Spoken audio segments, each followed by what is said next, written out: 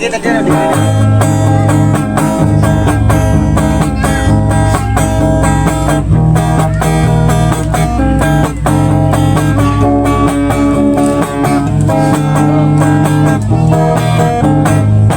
May sarap lagi ng piling pag siya ay nasa tabi.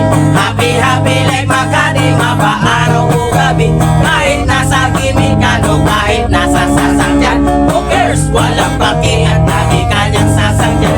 Happy, happy kami mula linggo hanggang lunes. Nang bigla siyang nagpaalam, pupunta daw sa US. 2 linggo sa hindi, 2 linggo sa Matatag. Isang buwan walang kwentuhan at isang buwan walang sundutan. Pagbalik sa Manila ako ay nananapit. Mabaliw-baliw ako sa kanyang mga halik. Okay lang di maiwasan na mamiss paminsan-minsan. Pero pag kami nagkita aking paggigilan, di ko siya titigilan musika. Di ko siya titigilan musika. Di ko siya titigilan, di ko siya titigilan, di ko siya titigilan musika. Ang ganda ng aming samahan at walang nalalamig. Mas masa mag-asawa ang aming dinadaig. Araw-araw, pintuhan araw-araw, kinuman araw-araw, yugyungan araw-araw, sundutan pero di ka nais-nais. Ang isa niyang dahilan, ang kanyang buong pamilya pupunta sa Thailand. Wala akong kakwentuhan, wala akong kasundutan, kaya ang aking buwan matagal na isang buwan. Susulit pagbalik sa ay gusto na naghihintay. Susugurin ko siya at tintig lang ang walang latay. Para akong ipo-ipong kahit di siya akong ligo. Uubusin, tatapusin at wala nang hipo-hipo. Di ko siya titigilan musika. Di ko siya titigilan musika.